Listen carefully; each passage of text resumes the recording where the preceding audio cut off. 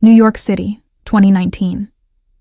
The rain fell in steady sheets against the windows of Moretti's Cafe, a small Italian coffee shop tucked between a laundromat and a bodega in Brooklyn. The kind of place where locals came for espresso that tasted like home, and conversation that felt like family. Lucia Moretti wiped down the counter for the third time that hour, her dark hair pulled back in a messy bun, eyes tired but sharp. At 28, she carried herself with the exhaustion of someone who'd lived twice that long. The cafe was nearly empty. Just old Mr. Benedetto in the corner, nursing his cappuccino and reading yesterday's newspaper like it contained state secrets. The bell above the door chimed, and Lucia looked up out of habit, already reaching for a menu. Then she stopped. The man who walked in didn't belong there. Everything about him screamed different. The tailored charcoal suit that probably cost more than her rent. The way he moved, like he owned not just the room, but the air inside it. Dark hair slicked back perfectly, sharp jawline, and eyes that assessed everything in a single sweep. He was probably in his early 30s and handsome in a way that felt dangerous, like a knife wrapped in expensive silk. "Buonasera," he said, his Italian accent subtle but unmistakable. He approached the counter with measured steps, and Lucia caught a glimpse of ink on his neck, partially hidden by his collar. A tattoo that disappeared beneath the crisp white shirt, unbuttoned just enough to suggest he didn't follow anyone's rules but his own. "Evening," Lucia replied in English, deliberately casual. "What can I get you?" His lips curved slightly, not quite a smile. "Espresso. Doppio." She turned to the machine, aware of his gaze following her movements. The coffee hissed and dripped, filling the silence between them. When she set the cup before him, their eyes met, and she felt something shift in the air. Recognition, maybe. Not of faces, but of types. She knew men like him, men who thought money bought everything. "You speak Italian," he observed, still standing. "My parents were from Naples. The language stuck. The optimism didn't." She crossed her arms. "That'll be $4.50. He pulled out a money clip, thick with hundreds, and placed a 50 on the counter. "Keep the change." "I don't take tips that big. Creates expectations." She counted out his change precisely and pushed it across the marble.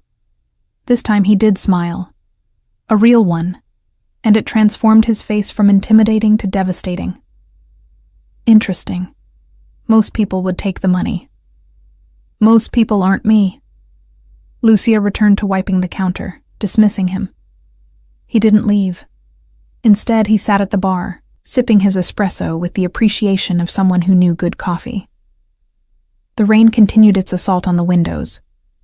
Mr. Benedetto turned a page, and Lucia felt the weight of this stranger's attention like a physical thing. "I need a translator," he said finally. "Someone who knows old Neapolitan dialect. Business documents. I was told you might be available." Lucia's hand stilled on the counter. Her freelance translation work paid the bills her cafe wages couldn't. But she was careful about her clients. Very careful. "Who told you about me?" "A mutual acquaintance. He said you're discreet." "Discreet is expensive." "Money isn't a problem."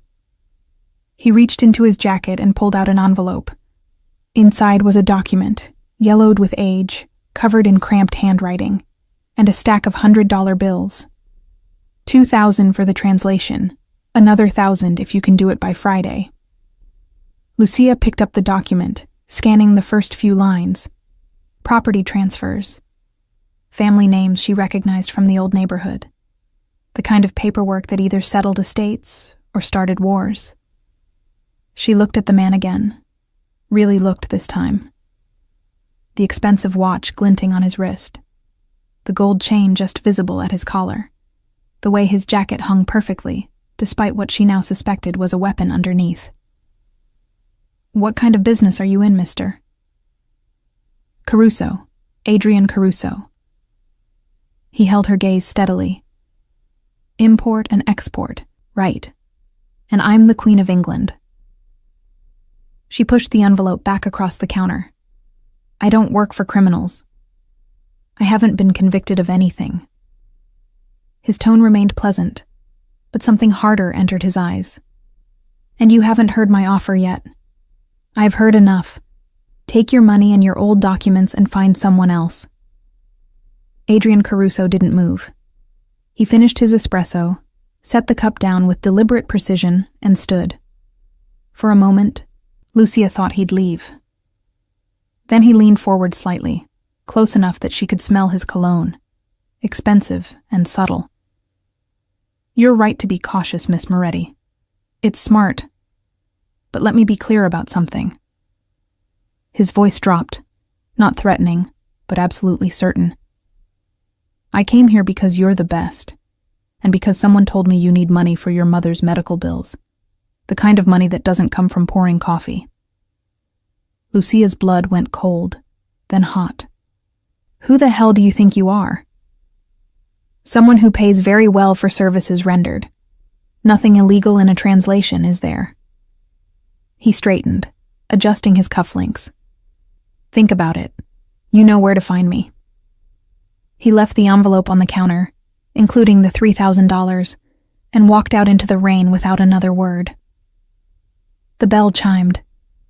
Mr. Benedetto turned another page, and Lucia stood there, staring at more money than she'd make in 2 months, hating that he was right about everything. Her mother's hospice bills were crushing her. The experimental treatment the doctors mentioned cost more than she'd make in a year of double shifts. Every door she'd knocked on for help had closed in her face. And now this man, this obviously dangerous man, was offering her a way out. She picked up the envelope, feeling the weight of it, the weight of choice, of compromise, of all the lines she'd sworn she'd never cross. The document was still there, waiting, just words on paper, just history written in the hand of people long dead. What harm could it do to translate it? But Lucia Moretti hadn't survived this long by being naive. She knew that first steps led to paths, and paths led to places you couldn't walk back from. Men like Adrian Caruso didn't just need translators. They needed people they could trust, people they could use, people who owed them. She looked at the rain-streaked window, at her own reflection ghosted in the glass. 28 years old, and so tired she could barely remember what hope felt like. When had she become this person? When had survival become her only ambition? The bell chimed again. She looked up, half expecting Caruso to have returned. Instead, it was just Maria from down the street, shaking off her umbrella and calling for her usual latte. Lucia pocketed the envelope and got back to work, pushing the decision down deep where all her other compromises lived. But that night, alone in her studio apartment with the sound of sirens drifting through thin walls, she pulled out the document and began to translate. Just to see, just to understand what she was getting into. The words told a story of blood and land, of families whose names still echoed in Brooklyn's streets, of debts passed down through generations. And somewhere in those cramped lines of old Italian, Lucia Moretti made her choice. She'd translate the document, take the money, and walk away clean. At least, that's what she told herself.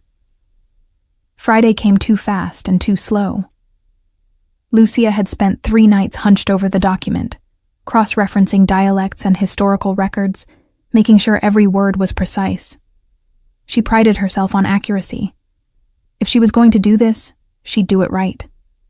The translation sat in a sealed envelope on her kitchen table, next to the coffee that had gone cold hours ago. She didn't have Adrian Caruso's phone number. He hadn't left one. But somehow she knew he'd come back. Men like him always did when they wanted something. He walked into Moretti's cafe at exactly 2:30, the same time as before. This time he wore a navy suit, slightly more casual, with a black shirt underneath. Still no tie. Still that unbuttoned collar that drew her eye to the ink on his skin. She caught a better glimpse this time. What looked like script in Italian, though she couldn't make out the words. Miss Moretti. He approached the counter with that same controlled grace. Do you have something for me? She pulled the envelope from her bag and slid it across. Complete translation, historical context notes, property genealogy traced through 3 generations. You're welcome. He opened it right there, scanning her work with an intensity that suggested he could actually read what she'd written. After a long moment, he nodded. Impressive. Very thorough. That's what you paid for. She crossed her arms. We're done now, right? That depends. He pulled out another envelope, this one thicker. I have 3 more documents, same rate. Double if you can finish by Wednesday. No. You haven't heard what they're about. I don't care what they're about. I did you a favor. One time, we're square. But even as she said it, her eyes tracked to the envelope. $6,000. Her mother's next treatment. Another month of stability. Adrian set the envelope down between them like a chess piece. You know what I find interesting, Miss Moretti? Most people pretend they're not interested in money. They dance around it, act like it's dirty to need it. But you're honest. I respect that. I'm not interested in your respect. Then what are you interested in? He leaned against the counter, genuinely curious. Because I've been watching you. You work here, 50 hours a week? Then you go to your other job at the library. Then home to translate documents for other clients until 2 in the morning. You're exhausted. When's the last time you did something for yourself? When's the last time you minded your own business? His laugh was unexpected, rich and genuine. Fair point, but here's mine. You're going to burn out.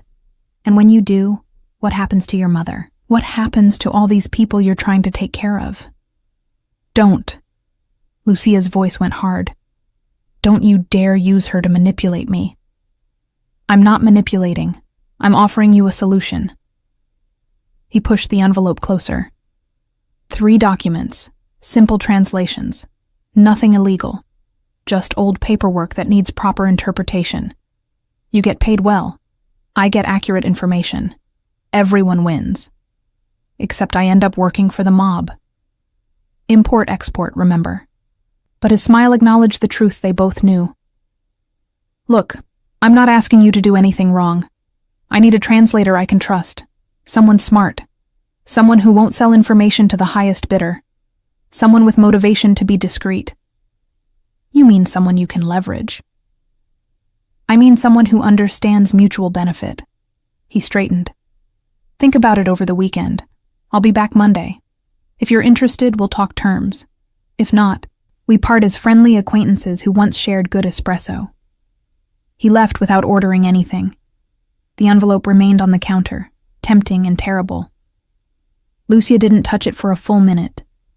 Then she picked it up, felt the weight of it, and made a decision she'd probably regret. That weekend, she visited her mother at the hospice facility in Queens. Rosa Moretti was 65 but looked 80, her body eaten away by the cancer that wouldn't quit. The good days were rare now, the lucid moments even rarer. But when Lucia walked in, her mother's eyes cleared a little. Tesoro, Rosa whispered, her voice paper-thin. You look tired. I'm always tired, Mama. Lucia sat beside the bed, taking her mother's hand. The skin was so thin now, transparent almost. How are you feeling? Like I'm ready. Rosa smiled softly. But you're not. You're still fighting. Of course I'm fighting. That's what we do. Morettis don't quit. Sometimes quitting is the bravest thing. Her mother's grip tightened slightly. I don't want you sacrificing your life for a few more months of mine. Don't talk like that. Lucia, listen to me. You're 28 years old. You should be falling in love, building a life, not working yourself to death for an old woman who's already lived hers. You're not old, and you're not dying. Not yet. But the words felt hollow. They both knew the truth. The experimental treatment was a long shot. A very expensive long shot that probably wouldn't work. "Promise me something," Rosa said. "Promise me you'll live. Really live, not just survive." Lucia couldn't answer. She just held her mother's hand and fought back tears that wouldn't help anyone. Monday came with rain again, as if God was setting the mood. Adrian Caruso walked into the cafe at 2:30, like clockwork. This time, Lucia was ready. "I'll do the translations," she said before he could speak, "but I have conditions." "I'm listening." "First, I want everything in writing. Legitimate contracts for translation services. I pay my taxes and I'm not going to jail for you." "Agreed." "Second, I don't want to know what you're doing with the information. Don't tell me. Don't involve me. I translate. You pay. That's the extent of our relationship." "Reasonable." "Third, if I ever feel unsafe or compromised, I walk. No questions, no consequences. You leave me alone." Adrian considered this, his dark eyes unreadable. "The first two are easy. The third is more complicated. If you work for me, you'll know things, sensitive things. I can't just let you walk away with that knowledge. Then we have a problem. Or we have a solution." He pulled out his phone, typed something, and showed her the screen. A contract, already drafted, with terms that were surprisingly fair. This includes a generous severance clause. If you want to leave, you give me 2 weeks' notice.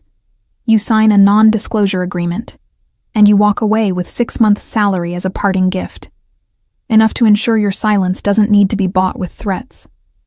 Lucia read through the contract carefully. It was more than fair. It was almost too fair. "Why are you being so reasonable?" "Because I don't want employees who are afraid of me. I want people who choose to work with me. Fear makes people stupid. Loyalty makes them valuable." He pocketed his phone. "Besides, Miss Moretti, you're not someone who scares easily. I saw that the first day. Threatening you would be a waste of both our time." She should have walked away. Every instinct screamed at her to refuse. But $6,000 sat on the table. Her mother's face floated in her memory. And Lucia Moretti made another compromise with herself. "I want the first payment up front. All $6,000. Done." He pulled out another envelope, this one with a cashier's check. "The documents are in here too. Wednesday deadline still stands. Can you manage that?" "I don't miss deadlines." "Good." He stood buttoning his jacket. "I'll be in touch about the next project. And Miss Moretti, thank you. I know this isn't an easy choice." "Don't thank me. Just pay me on time." He smiled that devastating smile again. "You know what? I think we're going to work very well together." After he left, Lucia sat in the empty cafe, holding the check and wondering what exactly she'd just agreed to. She'd told herself it was just translation work, just words on paper. But she knew better. She just stepped into Adrian Caruso's world, and worlds like his didn't let people leave easily, no matter what the contract said. The weeks blurred together after that. Adrian became a regular at the cafe, always arriving at the same time, always with new documents that needed translation. Property deeds, shipping manifests, letters written in dialects that hadn't been spoken in 50 years. Each job paid well. Each one pulled Lucia a little deeper into his world. They developed a rhythm. He'd come in, order espresso, leave the documents.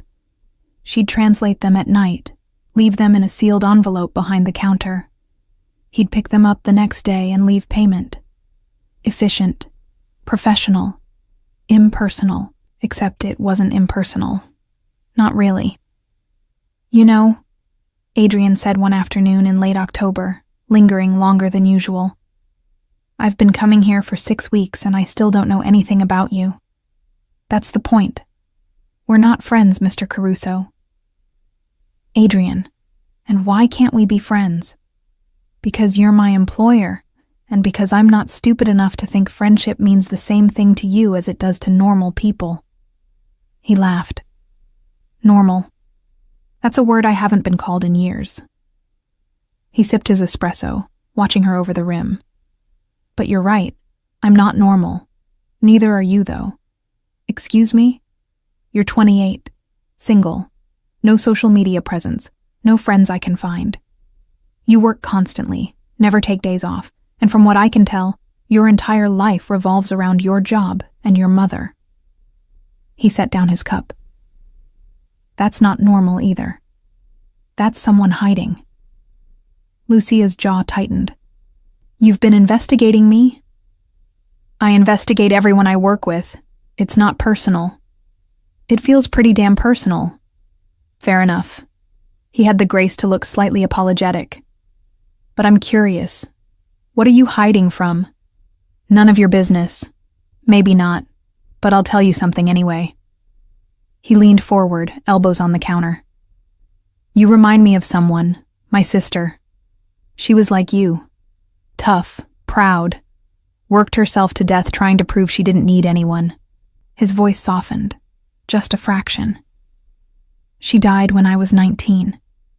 And you know what her last words to me were? She said she wished she'd let people help her.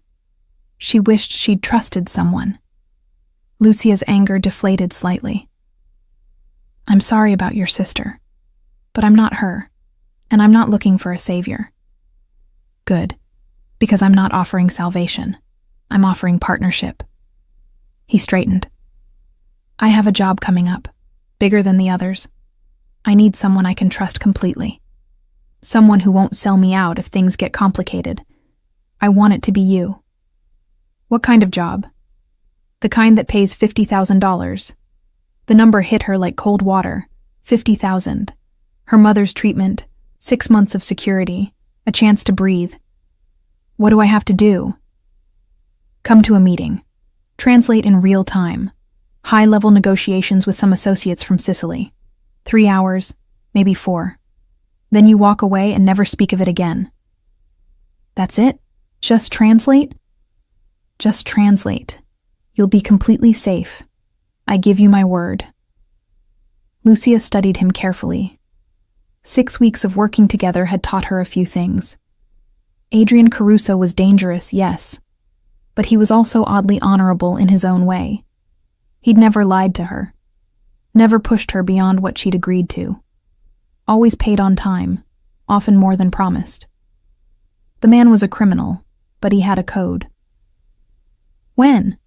Next Friday, evening. I'll send a car to pick you up. I want half up front. And I want it in writing that this is a one-time thing. No repeat performances. Done and done. He pulled out his phone, typed something and showed her. A contract addendum. $25,000 up front. The rest on completion. Clear termination of further obligations. Satisfied? I'll never be satisfied working for you, Adrian, but I'll do it.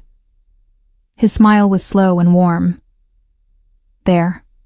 Was that so hard? Using my first name? Don't get used to it.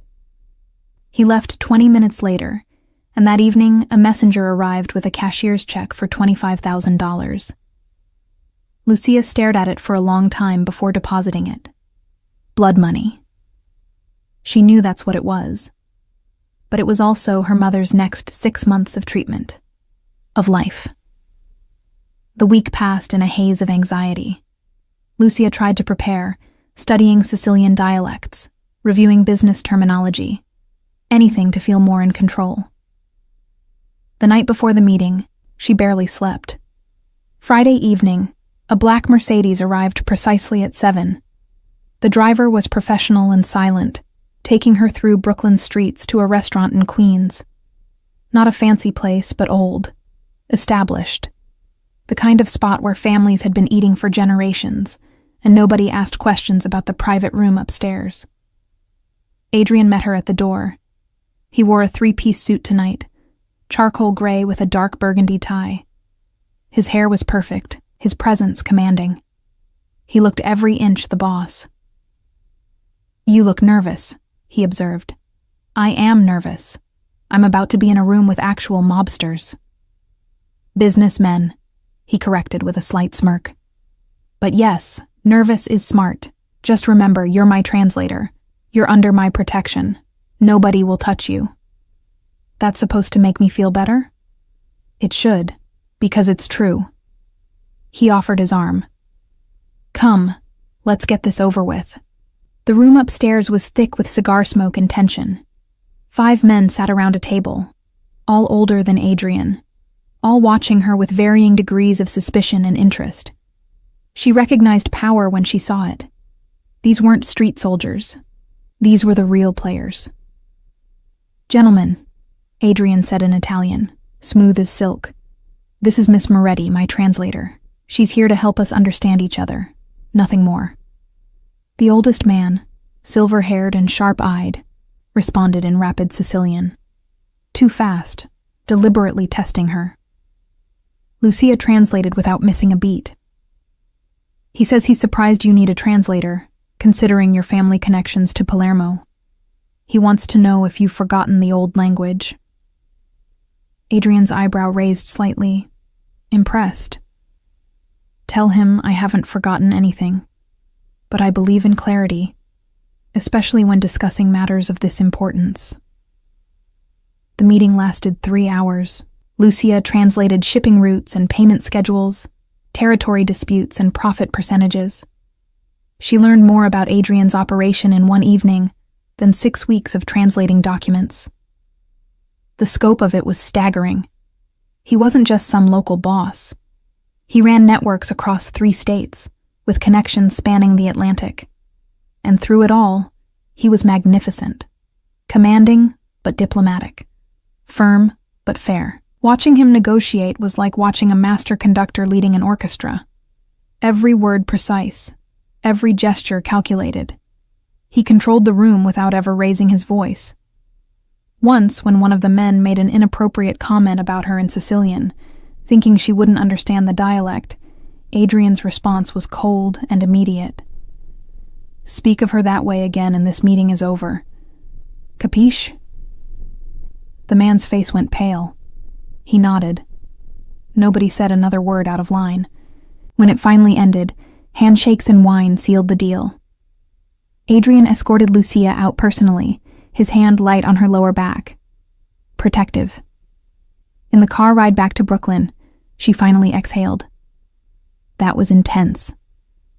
You did perfectly. Better than perfectly. They were impressed. He pulled out an envelope. Here, the rest of your payment, with a bonus for exceeding expectations. She opened it. 30,000. 5,000 more than promised. Adrian, this is too much. No, it's exactly right. You earned every penny. He met her eyes. And you were brilliant in there. The way you handled DeLuca when he tested you. Perfect. You didn't back down, didn't show fear. You earned their respect. Do you know how rare that is? I was just doing my job. You were doing much more than that. He hesitated, then added, I know I said this was one time, and I'll honor that. But if you ever change your mind about working with me again, the offer stands. I meant what I said. You're valuable, Lucia. The use of her first name sent a shiver through her. When had they crossed that line? Take me home, Adrian. I'm tired. Of course. But later that night, alone in her apartment with $55,000 sitting in her bank account, Lucia Moretti realized something terrifying. She'd enjoyed it. The danger, the intensity, the feeling of being part of something bigger than her small, grinding existence. And more than that, she'd enjoyed watching Adrian in his element, seeing the man behind the expensive suits. She was in trouble. The kind of trouble that didn't come with a contract or an exit clause. The next morning, Lucia woke to flowers on her doorstep. Not a bouquet from a florist. A single stem of white jasmine in a simple glass bottle. No card. No name. But she knew who they were from. She left them there for an hour, staring at them through her kitchen window like they might explode. Finally, she brought them inside. The jasmine scent filled her tiny apartment, sweet and overwhelming. Adrian came to the cafe that afternoon. Same time. Same espresso order. But something had shifted between them, and they both felt it. "Thank you for the flowers," Lucia said, keeping her voice neutral. "I don't know what you're talking about." "Adrian." "Lucia." He smiled, using her name deliberately. "They're just flowers, not a marriage proposal. Nothing's ever just anything with you." "True." He sipped his espresso. "But sometimes flowers are just flowers, a gesture of appreciation for a job well done." "Is that what that was? A job? What else would it be?" She didn't answer. Couldn't answer. Because acknowledging what else it might have been would open doors she'd sworn to keep locked. Instead, she went back to wiping the counter, that useless habit she'd developed to avoid difficult conversations. "I have a question," Adrian said after a long silence. "And you can tell me to go to hell if you want. But I'm curious. What made you take the job? The first one. I've been trying to figure it out. You know why. The money. That's the practical reason. But there was a moment, wasn't there? When you decided to say yes. What tipped the scale?" Lucia paused, considering whether to answer honestly. "You want the truth?" "Always. You said you'd looked into me, my mother. You came prepared. And instead of feeling violated, I felt seen. Nobody sees me, Adrian. I'm the invisible girl who works 2 jobs and goes home alone. But you saw me, saw what I needed, and you offered a solution without judgment." She met his eyes. "That's what tipped the scale, not the money. The fact that you treated me like a person worth understanding." Something flickered in his expression. Surprise, maybe, or recognition. "I do see you, Lucia, more than you know. That's what worries me." "Why?" "Because men like you don't see people like me unless they want something. And I'm not sure I can afford whatever it is you want." Adrian set down his cup carefully. "What if I just want to know you? What if it's really that simple? It's never simple with men like you. Men like me." He repeated it thoughtfully. "You keep saying that. But you don't actually know what kind of man I am. You know what I do for a living, but that's not the same thing." "Then tell me, what kind of man are you? The kind who keeps his promises, the kind who protects what's his, the kind who doesn't apologize for wanting things." He leaned forward slightly. "And right now, Lucia Moretti, I want to take you to dinner. Not business, just dinner. 2 people who enjoy each other's company sharing a meal." "No." "Why not?" "Because dinner leads to conversation. Conversation leads to connection. And connection is exactly what I can't afford with you." "What are you afraid of?" "I'm not afraid." "Liar." But he said it gently. "You're terrified. I just can't figure out if it's me you're scared of or yourself." Before she could respond, her phone rang. The hospital. Her mother's facility. Lucia's blood went cold as she answered, moving toward the back room. Adrian watched her face go pale, saw her shoulders tighten, and waited. When she came back 5 minutes later, she was shaking. "I have to go. My mother had a seizure. They're not sure if she's going to—" Her voice broke. "I have to go. I'll drive you." "No, I can take the subway."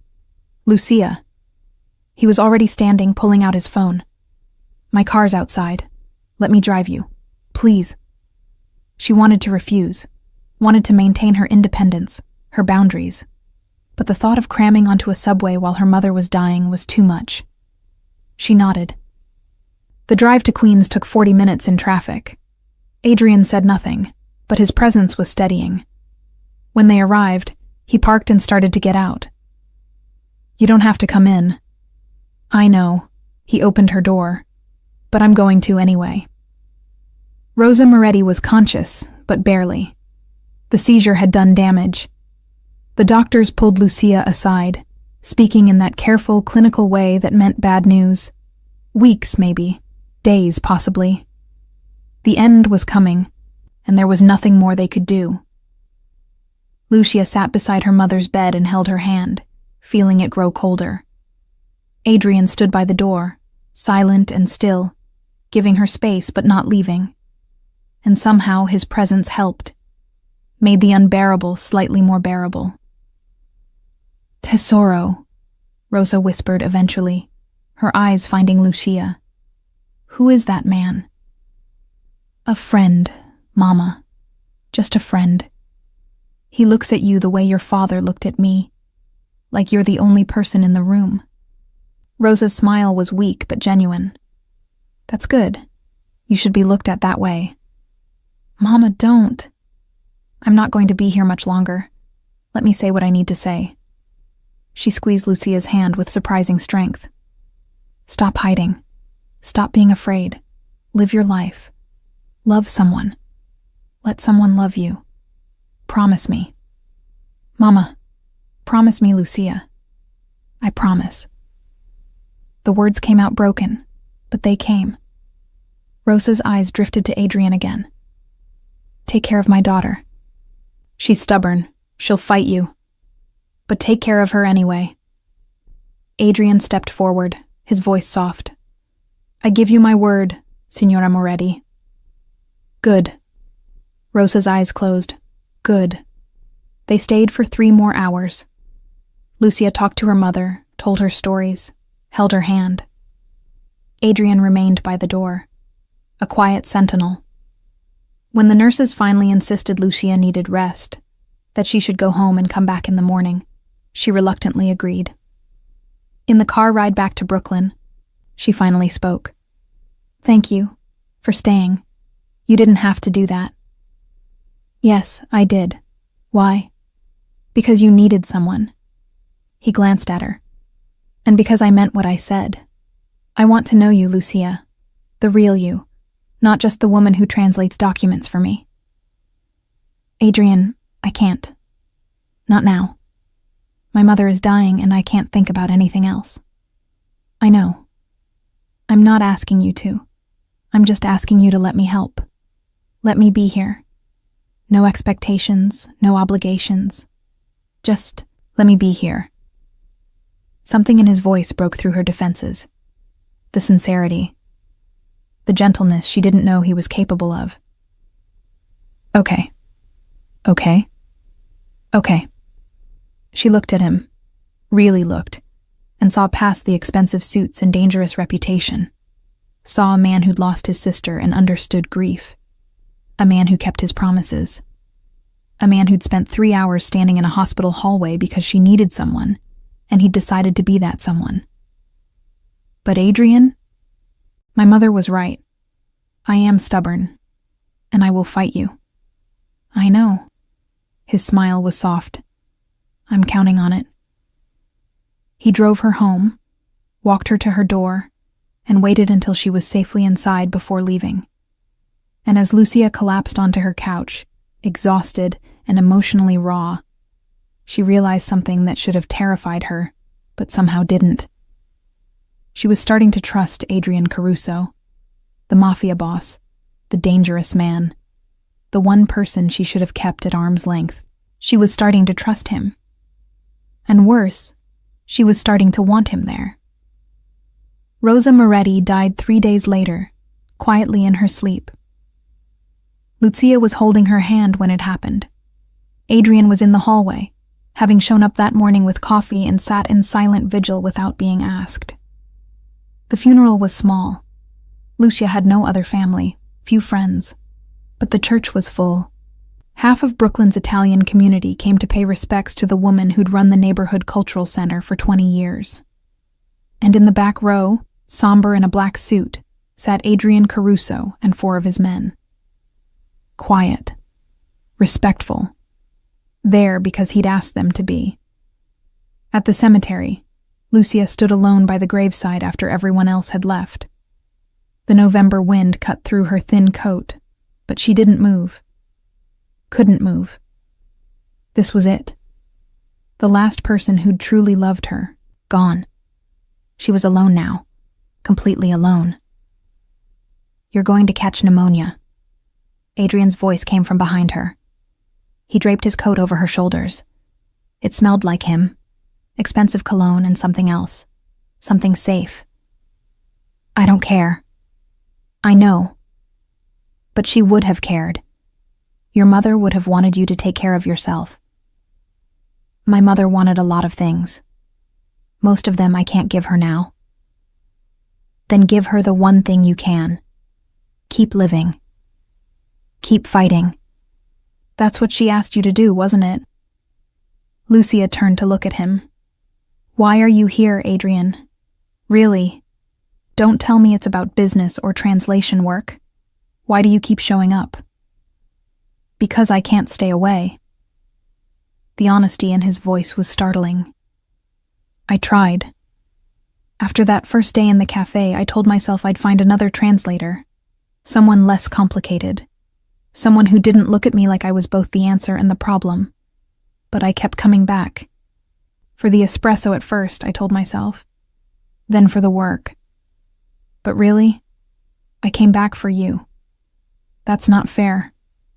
I know. Nothing about this is fair. You didn't ask to meet me. Didn't ask to be pulled into my world. But here we are, Lucia. And I'm done pretending I don't feel what I feel. And what do you feel? Interested, fascinated, protective, possessive in ways I probably shouldn't be. He stepped closer. You said money buys your time, but not your heart. You're right, but I don't want to buy anything from you. I want you to give it to me. Freely. Because you want to. I don't even know if I have a heart left to give. Everything I had went into taking care of her. Then let me help you find it again. He touched her face, gentle despite the calluses on his hands. Let me in, Lucia. Stop fighting alone. Let someone fight with you for once. And if you hurt me, men in your line of work don't exactly have a reputation for happily ever after. No, we don't. He didn't deny it, didn't make false promises. But I've never lied to you, not once. So I won't start now. Yes, my life is dangerous. Yes, there are risks. But I will protect you with everything I have. I will keep you safe, and I will never, never betray you. Lucia wanted to resist, wanted to maintain the walls she'd built so carefully. But she was tired, so tired of being alone, of carrying everything herself. And Adrian was offering something she'd never had. Partnership, protection, someone who saw all of her, including the broken parts, and wanted to stay anyway. I'm scared, she whispered. I know. Be scared, but be scared with me. He pulled her close, and for the first time in weeks, months, years, Lucia let herself be held, let herself lean on someone else, let herself be weak. They stood there in the cemetery as the sun set, two damaged people finding something like comfort in each other. And when Adrian finally drove her home, Lucia didn't protest when he came inside, didn't object when he made tea and sat with her on the couch, didn't fight when he stayed through the night, holding her while she cried for everything she'd lost. The next morning, she woke to sunlight streaming through her window and Adrian's arm around her waist. They'd fallen asleep on the couch, fully clothed, tangled together. It should have felt wrong, premature, a mistake, but it felt right in ways she couldn't explain. Morning, he murmured, voice rough with sleep. Morning. She didn't move, didn't want to break the moment. Adrian, what are we doing? Honestly, I have no idea, but I'd like to keep doing it anyway. That's not much of a plan. I know, but I'm willing to figure it out as we go, if you are. Lucia thought about her mother's last words. Live, love, let someone in. She thought about the months of translation work, of watching Adrian reveal himself piece by piece. The honor beneath the criminality, the gentleness beneath the danger, the man beneath the reputation. I told you I'd fight you. she said. I remember. I'm going to keep my promise. I won't make this easy. I wouldn't want you to. He pressed a kiss to her temple. Easy is boring. You, Lucia Moretti, are anything but boring. And you, Adrian Caruso, are absolutely insane for wanting this. For wanting me. Probably. But I've never been accused of sanity. He sat up, pulling her with him. Come on, let's get you some real food. Then we need to talk about security. Security? You're with me now. That means people might try to use you to get to me. I need to make sure you're protected. The reality of what she was stepping into hit her. This wasn't just a relationship.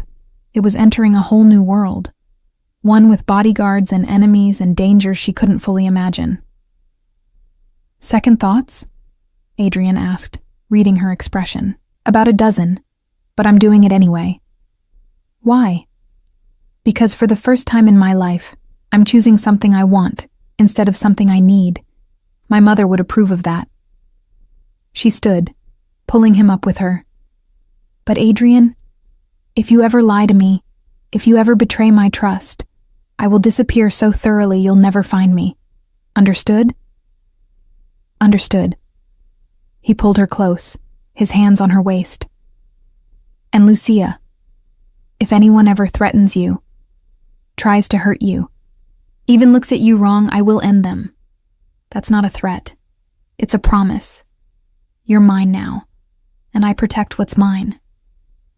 The possessiveness should have bothered her, but coming from Adrian, it felt like safety, like home, like something she'd been missing without knowing it. I'm not yours yet, she said. You haven't earned that. Then I'll spend every day earning it. He kissed her forehead. Starting now, breakfast, food, then we figure out the rest. The weeks after the funeral were strange and beautiful and terrifying all at once. Adrian kept his promise. He showed up every day, not demanding, not pushing. Just there, present, steady. He'd arrive at the cafe with coffee, sit and work on his laptop while she finished her shift, then drive her home. Sometimes they'd have dinner. Sometimes they'd just sit in comfortable silence. Sometimes they'd talk for hours about everything and nothing. Lucia learned things about him. How he'd taken over his father's organization at 21, too young and too idealistic. How he'd made mistakes that cost lives and carried those ghosts with him. How he'd built a reputation for being fair but ruthless, generous to his people but merciless to his enemies. How he'd never imagined meeting someone who made him want something beyond power and respect. What do you want? She asked one night in December, snowflakes drifting past her window. If you could have anything, not money or territory, something real. Adrian was quiet for a long moment. Peace. The kind where you stop looking over your shoulder. Where you trust that when you close your eyes, you'll wake up to something good. He looked at her. You make me feel like that might be possible. I'm one woman, Adrian. I can't fix your whole life. I don't need you to fix anything. I just need you to stay. His hand found hers. Just stay, Lucia. That's all I'm asking. She was starting to believe she could. That maybe this dangerous, impossible thing between them had a chance. That maybe her mother had been right about living and loving and letting someone in. Then everything fell apart. It started with a phone call. Adrian's expression went dark as he listened, his whole body tensing. When he hung up, he was already moving, grabbing his jacket, his gun. What's wrong? Someone leaked information about Friday's shipment. They knew details only 3 people should have known. His eyes found hers, and for the first time since she'd met him, she saw fear there. Lucia, did you tell anyone about what you translated last week? The question hit like a slap.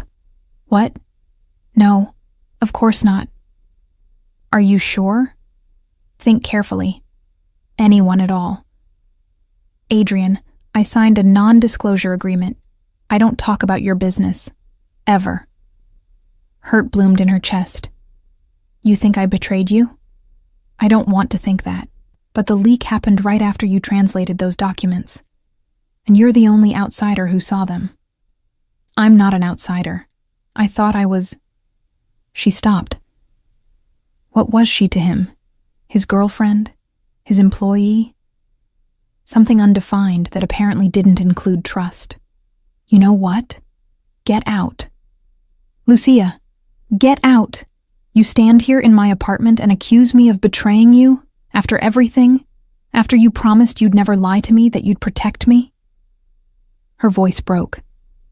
Turns out you're just like every other man who tried to buy my time and thought that made me his. Well, you were wrong, Mr. Caruso. You don't own me. You never did. That's not what I meant. Then what did you mean? Because it sounded a lot like you were calling me a rat. I'm trying to protect you. If someone's setting you up, if they're using you to get to me, you're in danger. I need to know the truth so I can keep you safe. The truth? The truth is I've done nothing but be loyal to you. Translated your documents, kept your secrets, let you into my life when every instinct told me not to. And the first time something goes wrong, you assume it's me. She crossed to the door, opened it. We're done. Whatever this was, it's over. Leave. Lucia, please. Now, Adrian, before I call the police and tell them everything I know about your organization. His expression hardened.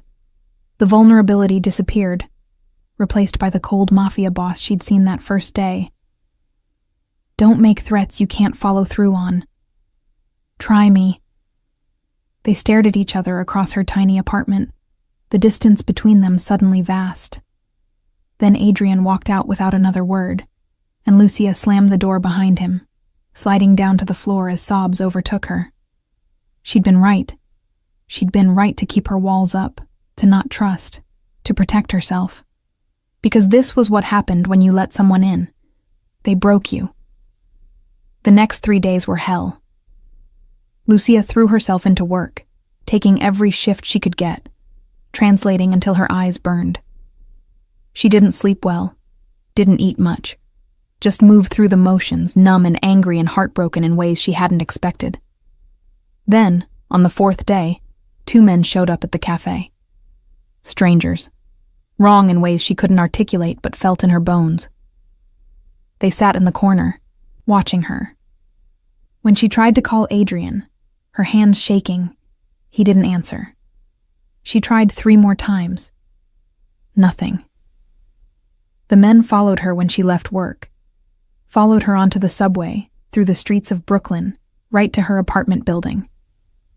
Lucia's heart hammered as she fumbled with her keys, finally getting inside and slamming the door. Her phone rang. Unknown number. Hello? Miss Moretti. We haven't met, but I know a lot about you. About your work with Adrian Caruso. About the documents you've translated. The voice was smooth, educated, dangerous. I have a proposition. You give me copies of everything you've translated for Caruso, and I let you walk away from this. You refuse, and those 2 men outside your door come in. I don't know who you are, but my name is Marco DeLuca. I was at that meeting you translated, and I've been very interested in you since then. Such a pretty little thing, caught up in our world. It would be a shame if something happened to you because of Caruso's carelessness. Adrian warned me about men like you. Did he? And where is Adrian now, Miss Moretti? When you need him, where is he?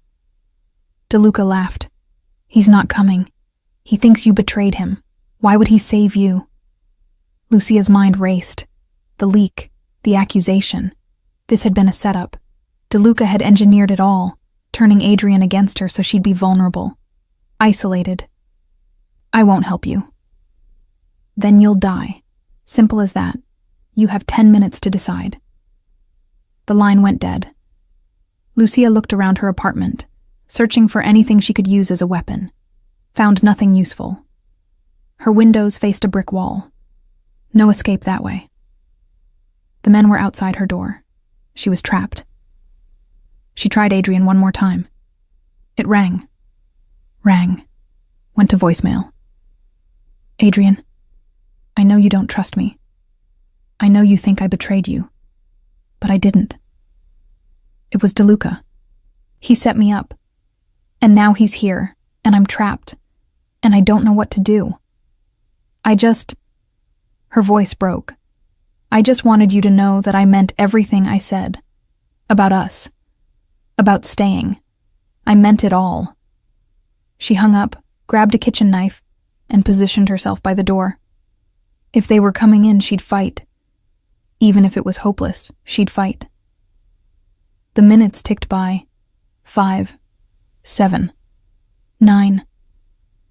At exactly 10 minutes, her doorknob turned. Locked, thank God.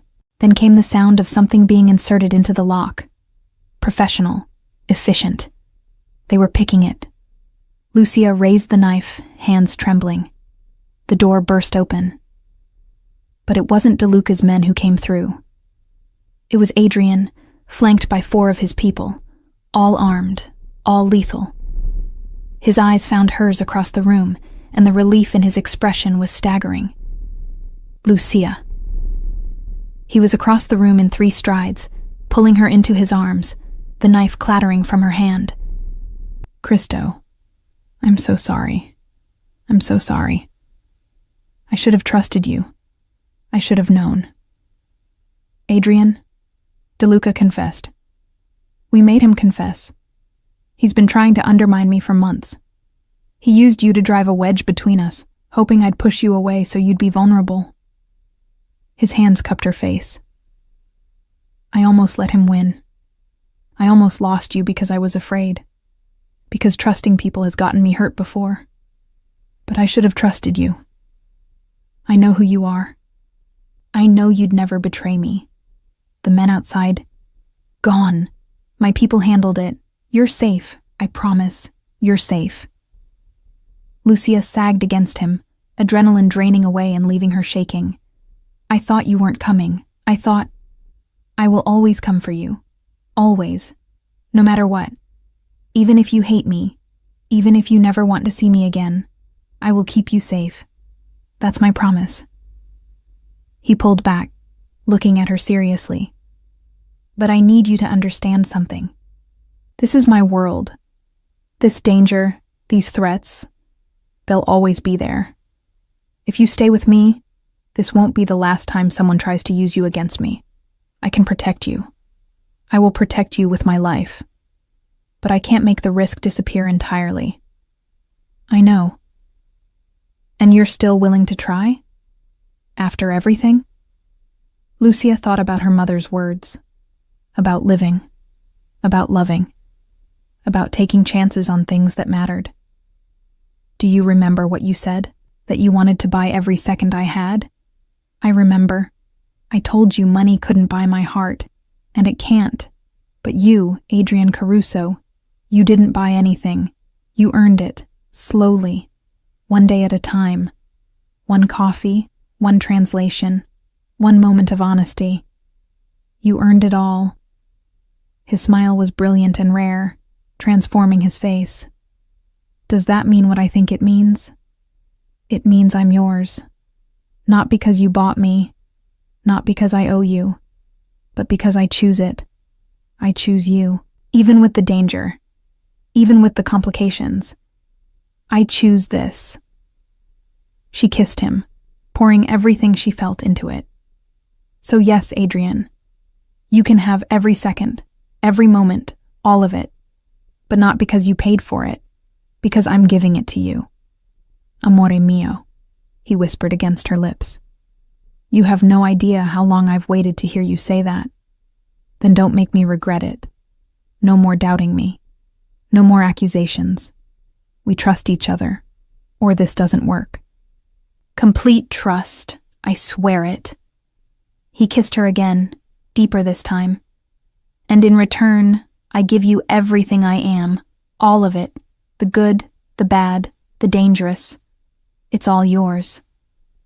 Standing in her tiny apartment, Surrounded by armed guards in the aftermath of violence, Lucia Moretti realized something important. She'd spent her whole life surviving, working, fighting, just trying to make it through each day. But with Adrian, she wasn't just surviving anymore. She was living. Really living. And it was terrifying and exhilarating, and exactly what she needed. "Take me home," she said. "This is your home." "No, your home. I want to see where you live, where we'll live." She smiled at his surprised expression. "What? You said you wanted me to stay. I'm staying. Might as well make it official." Adrian's laugh was pure joy. "You're absolutely certain? Because once I get you there, amore, I'm never letting you leave." "Good. Because I'm done running. Done hiding. Done being alone." She took his hand. "Let's go home, Adrian. Both of us. Together." And as they walked out of her apartment into the cold December night, Lucia knew her mother would approve. She'd chosen love over fear, partnership over isolation, life over mere survival. The Mafia boss who'd walked into her cafe had offered to buy her time. But in the end, time wasn't what he'd won. He'd won her heart, not through money or power or intimidation, but through patience, protection, and the simple act of showing up. Every single day, until she believed in something she'd thought impossible, that someone could see all of her, all the broken and beautiful pieces, and choose to stay anyway, choose to love her anyway. And that love, freely given, was worth more than any amount of money in the world.